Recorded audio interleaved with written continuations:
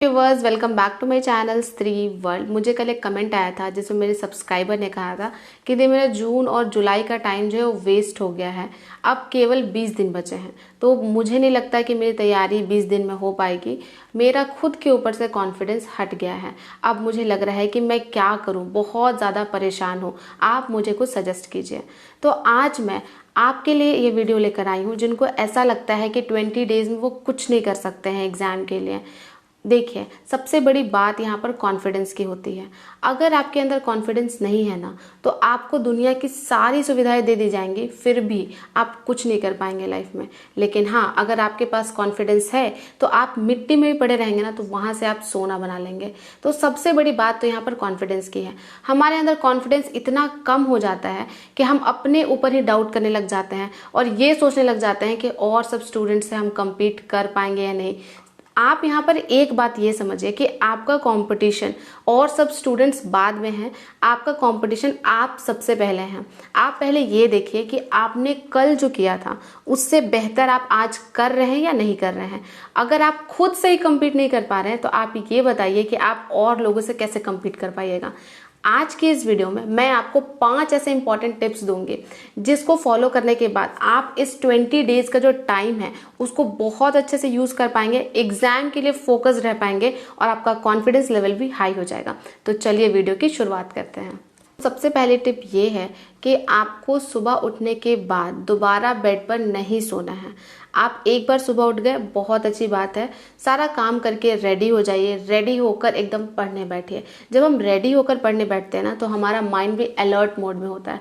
आपने ये नोटिस किया होगा कि जब हम लेजी होते हैं तब हम अच्छे से रेडी भी नहीं होते उस दिन। वो इसलिए होता है क्योंकि माइंड अलर्ट मोड में आना ही नहीं चाहता है। लेकिन जब आप अपने आप को रेडी करते हैं, आसपास का जो आपका एनवायरनमेंट है उसको साफ करते हैं, अपने बुक्स और कॉपीज को अरेंज करके रखते हैं, तो हमारा माइंड क्या हो जाता है, अलर्ट मोड में आ जाता है। आपको दिन भर अलर्ट मोड में ही रहना है, सोने नहीं जाना है दिन में। नो मैटर आप डिप्रेस्ड हैं, सैड हैं, आपको किसी की बात से बहुत ज़्यादा बुरा लगा है, इन सब बातों पे ध्यान आपको नहीं देना है और आपको पूरे दिन बैठकर पढ़ाई करनी है। लेट कर नहीं करनी है, खड़े होकर कर लीजिए, बैठ कर कर लीजिए। बहुत बार होता है कि हम जब लेट कर पढ़ने जाते हैं तो हमें नींद आ जाती है और हम सो जाते हैं।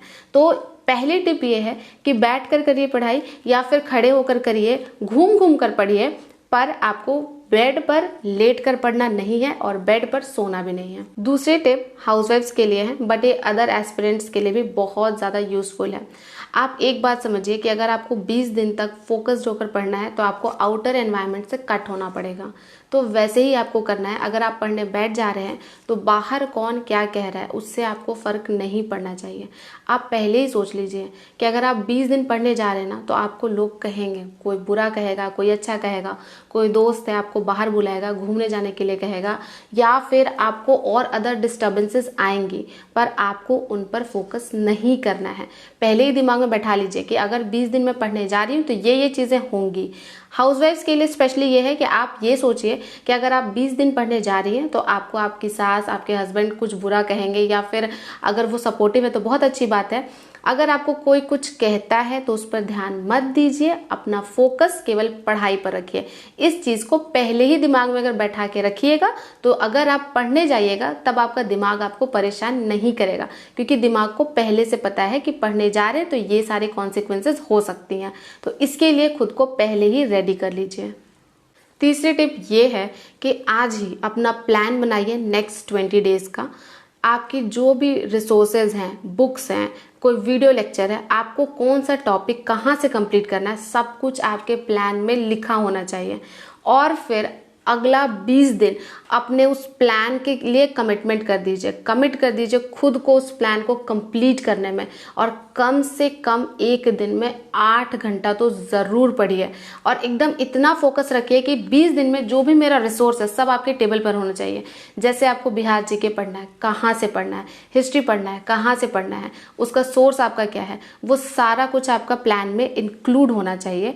और हर दिन का प्लान बनाइए, उसको हर दिन फॉलो करते जाइए। चौथी टिप ये है कि हर दिन को डिज़ाइन कीजिए, हर दिन का टाइम टेबल बनाइए, कब उठना है, कब सोना है, कब खाना है, कौन सा सब्जेक्ट कब पढ़ना है, ये बहुत बहुत बहुत इंपॉर्टेंट है। क्योंकि अगर आपके पास रिसोर्सेज हैं भी ना, बट आपको ये नहीं पता है कि आपको सुबह उठने के बाद फर्स्ट टॉपिक कौन सा कंप्लीट करना है, आप लास्ट में कंफ्यूज हो जाएंगे और कंफ्यूज होने के बाद लास्ट में आपका दिन बर्बाद हो जाएगा, आप कुछ नहीं पढ़ेंगे।